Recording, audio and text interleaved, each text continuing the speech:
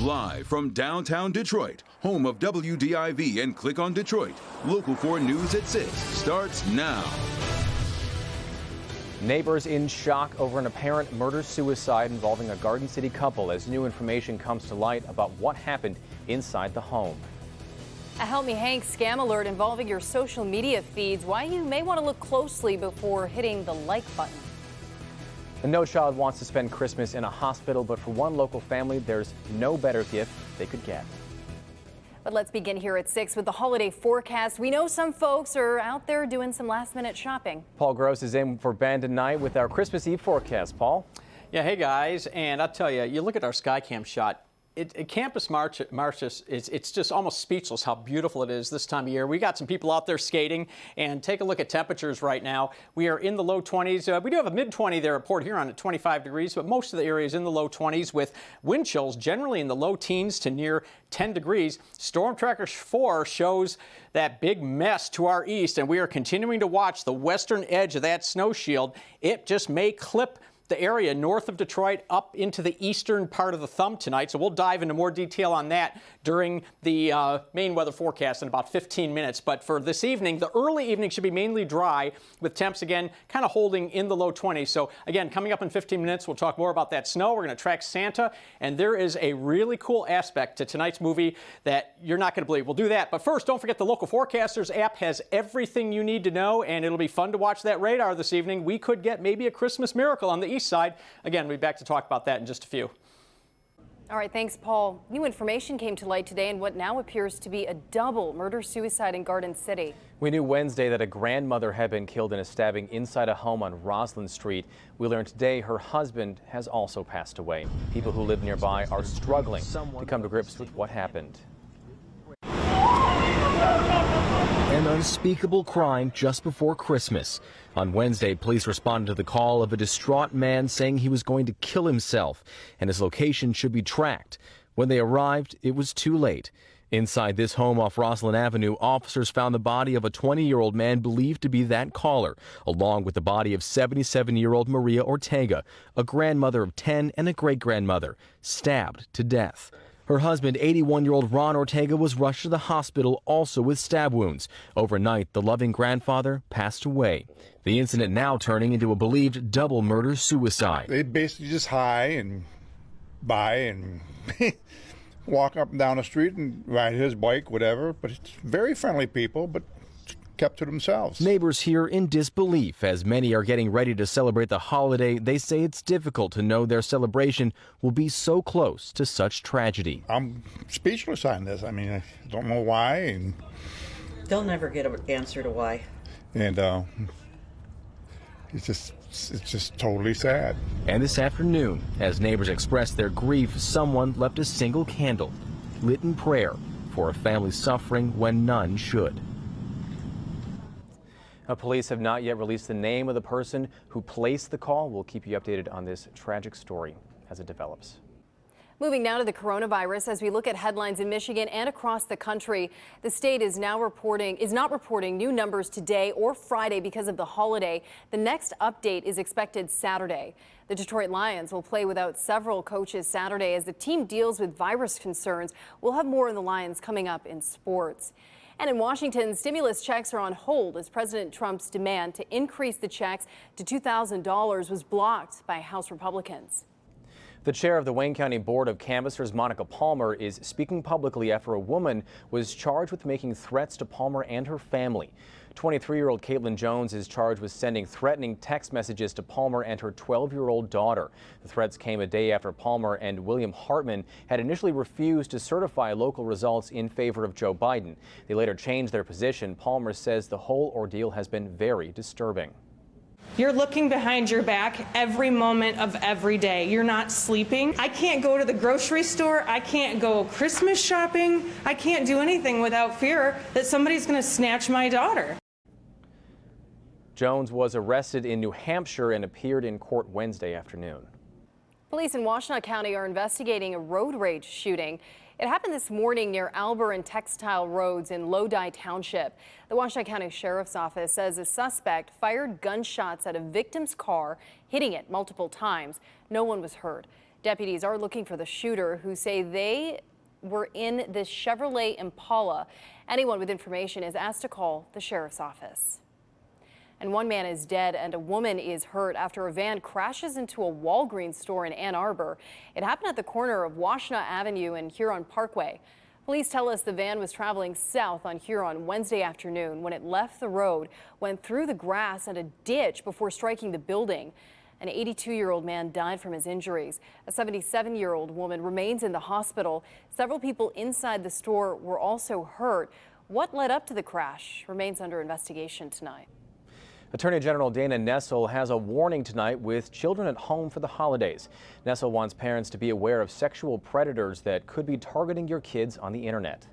It's also very important for kids and parents alike to know that if this happens to them, please report it to the police immediately. I get that it's embarrassing, but at the end of the day, the police can intervene and they can actually pursue these individuals. Not only will they stop them from taking advantage of any other children by making that report and making sure that that person is, charged and held accountable. Nessel went on to say 77% of all solicitation of minor cases actually start online. Well, it's something we do on social media without even thinking about it, but the type of posts you like could set you up to be conned. Help Me Hank's Hank Winchester shows us what to look out for in this scam alert. Hop on Facebook or Instagram, almost anywhere on social media, and you're bound to find them. We're talking about fake ads, contests, or reviews. The problem is, if you end up liking these posts, well, it could set you up for scammers to target you. You may have seen a post just like this one recently on Facebook. Maybe you were tempted to like it, because who wouldn't want a brand new RV during the pandemic? The problem is that all they were doing by you liking the page and then hopefully giving you all your personal information, now they can start to track you and or potentially get more information than you would normally provide because, hey, I could get a $100,000 RV and get away from COVID. The Better Business Bureau warning this like farming scam is still going strong. We actually contacted General RV, our local RV dealer, and we said, have you ever heard of this company? And they said no. So we started to peel back the layers and look a little bit harder at it. And actually other Better Business Bureaus across the country also did the same thing and realized that there was no such site that was going to give away an RV. With like farming, scam artists use an eye-catching post to get a lot of likes and shares and attention. They'll give you an emotional reason to click, like, and share. Posts that include cute animals, sick children, maybe the promise of winning something big. Once they get enough likes or shares, they can edit the post and add a web link. That downloads malware onto your computer or resell the page to the black market. So it looked too good to be true. Guess what? It was. The free trailer scam is so popular that Jayco has this post pinned to the top of its own Facebook page, letting people know that it's not running a giveaway of an RV. To prevent it, make sure that your personal information is locked down. Do not share much. To keep from falling for these scams, use good judgment. Don't click like on every post in your feed. That's what scammers are hoping that you'll do. Never share personal information to a person or a company that you don't know or trust yourself. And update your web browser. That way, if you accidentally click on a scam post, your browser is more likely to warn you of suspicious websites. I have more information about this particular scam and also other warnings and alerts that you need to be aware of to keep you and your family safe. And I've posted everything for you right on the Help Me Hank page at clickondetroit.com. I'm consumer investigator Hank Winchester. Help Me Hank. All right, thank you, Hank. Well, 2020 has been a year of enormous stress for many people. One result is the inability to sleep, and that can have a serious impact on your health. Our Steve Garagiola looks at some ways to manage the stress and get a good night's sleep. Coronavirus, politics, isolation, business restrictions, lost jobs, closed schools. I have never seen so many different things come together in sort of this perfect storm. As we're battered by this storm of events, it's impossible not to feel stress. And health experts agree we have got to take stress seriously because it's about a lot more than feeling sad or anxious. In addition to that, stress is actually physically dangerous. And your organs are reacting.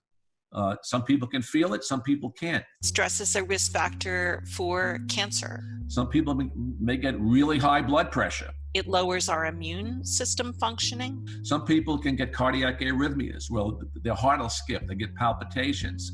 Ongoing chronic stress is dangerous. So whether or not we take steps to manage our stress has serious consequences for our health. Dr. Gary Trock is a sleep specialist at Beaumont Hospital and says stress can rob you of a good night's sleep and the benefits sleep offers. Sleep is critical for immune function so that people who have poor quality or not enough sleep can have reduced immunity. So definitely stress disrupts sleep. One big problem is that we are a 24-hour-a-day culture. We undervalue sleep and come up with lots of excuses why we don't get enough. The kids, the job, I like to read at night. There's all kinds of excuses, but you're absolutely right. It really is undervalued. How much sleep do you need? Healthy sleep for the average adult should be between 7 and 8 hours a night. And what should you do to get a better night's sleep? Consistent bedtime is very important. It's not a good idea to be doing work, your computer, whatever, in your sleep room. If sleep is an issue, should have no caffeine after 12 noon. Alcohol within 2 hours of bed can also disrupt sleep. I know, you feel like the fun police just raided the party, but it's better than creating a lifetime of poor health. So manage the stress and get some sleep, will you? I'm Steve Garagiola, Local 4. Maybe some good advice for 2021 there. And we wanted to know how people were sleeping, including whether you're dreaming a lot more. You can check out the results of our sleep survey on the Good Health page on clickondetroit.com. The COVID dreams are real. They are real and they are vivid. Yeah, exactly. Yeah. It feels so real. So the few hours we get are dreams interrupted. Well, Kris Kringle is on the move. Paul Groh shows us how much progress Santa has made in his Christmas journey coming up. And here's Kim DeGiulio. An 8-year-old asked for just one thing this Christmas, and he got it here at Mott Children's Hospital. I'll explain why his mom is calling their experience here a Christmas miracle.